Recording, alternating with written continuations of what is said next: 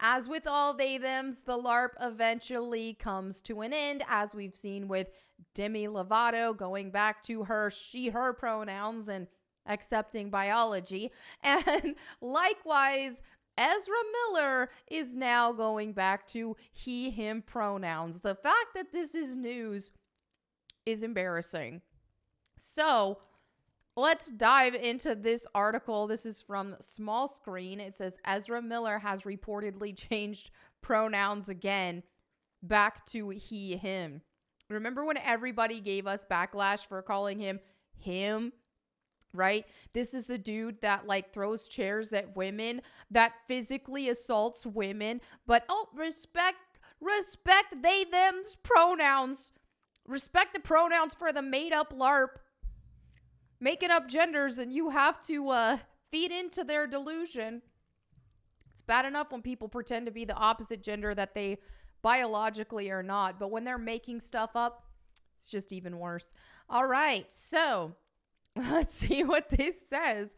Ezra Miller, the actor known for their role in The Flash and other notable DC films, has reportedly reverted to using he/him pronouns. This change comes after a period of using they/them pronouns, reflecting Miller's personal journey with gender identity.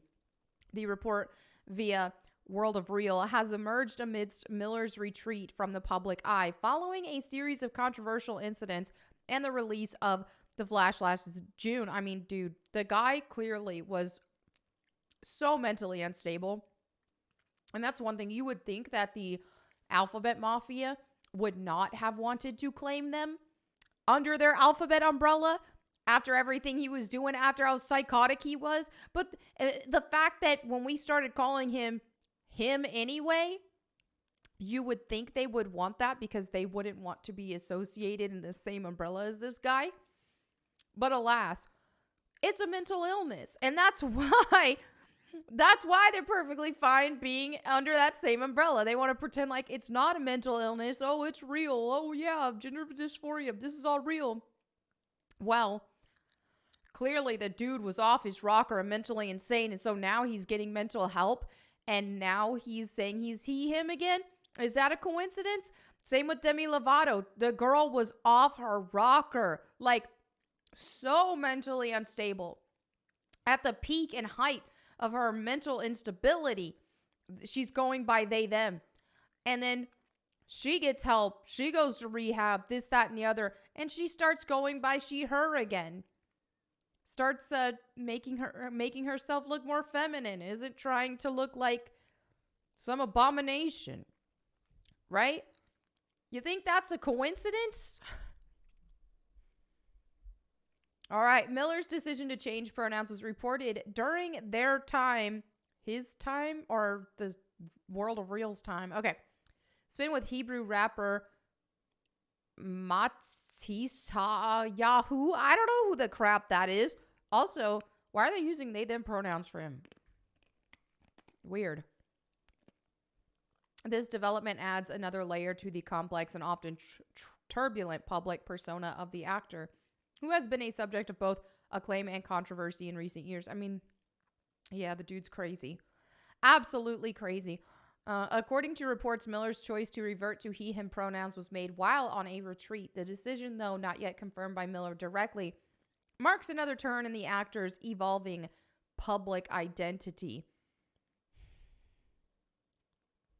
Okay. Maybe he wants people to take him seriously again as a perfectly sane and normal human being instead of somebody who harms women and makes up pronouns. Which, there is a correlation with that, okay? People say what they want.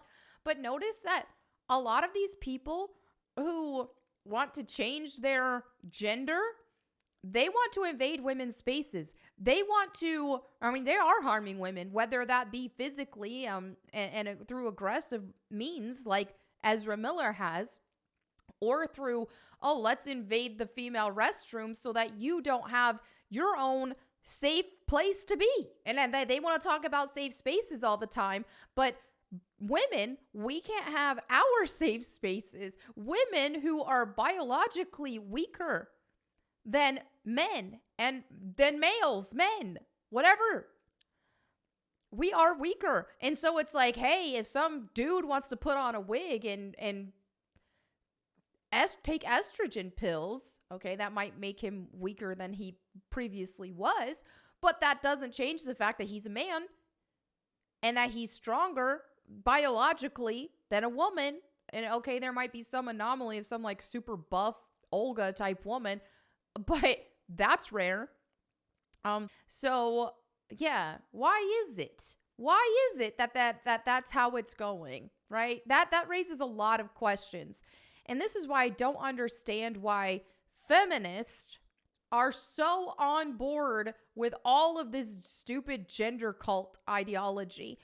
I'm not a feminist. I see issues with it, and this is one of them.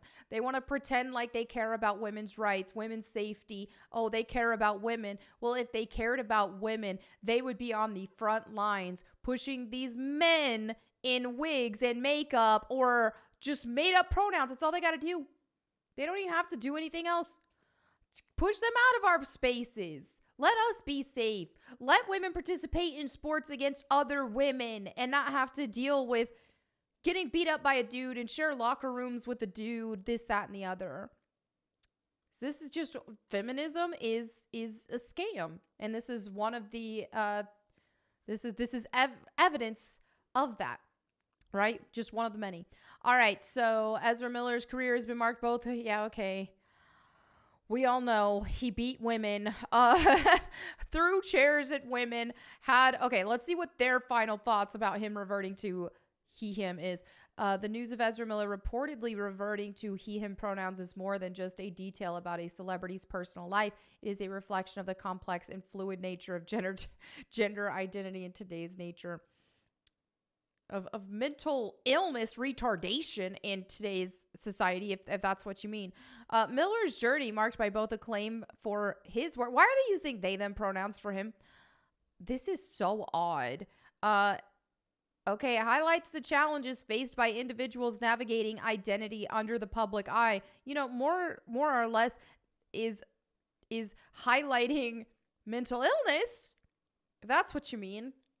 And this gender identity cult being part of the mental illness umbrella. Okay. This latest development in Miller's story is a reminder of the ongoing dialogue around gender and identity, particularly in the entertainment industry, where public personas are closely scrutinized. Miller's decision to change pronouns, while a personal choice, resonates in a broader context where discussions about gender fluidity and expression are becoming increasingly mainstream. Gender isn't fluid. I don't care what people want to say and what they want to make up and what definitions they want to change. You're either male or female, right? You're born a boy or a girl, and that's how it is, and nothing you can do can change that. No amount of hormones you pump in your body, no amount of wigs you wear, makeup you put on, testosterone these girls are injecting, surgeries, these Frankenstein abomination surgeries, no amount of lip filler, facelifts, nips, tucks, this, that, or the other. That doesn't change any of it. And you know, I'm glad that as a society, we are seeing more of the negative repercussions of this. It's like I've said this time and time again, but the boomers were right. And, you know, a lot of the people on the left, really, a lot of people on the left want to demonize others and act like, oh, if you don't play along with this LARP, if you don't play along with this, if you're not validating the alphabet community or the transgender ideology or this or that, you're a bad person. They're just trying to live their life. All they're doing is trying to live their life. And, you know, when you come into something like that with a libertarian mindset, which, you know, I've had attempted to have, but it's been through reading the Bible every day and seeing society and stuff like that made me realize that live and let live doesn't work. And in a perfect world, it would, but we don't live in a perfect world. There is sin in the world, and transgender, that is a sin. LGBT, that is a sin, and sin will corrupt the world. So if it's just, oh, let's live and let live and accept everything, then it will poison society. and it has poisoned society. Look at where things are. So if you have this sort of live and let live mentality of, okay, who cares? That's fine with me. All right, no big deal. Then this is what we're already starting to see is going to start happening. It's demonic. It's evil.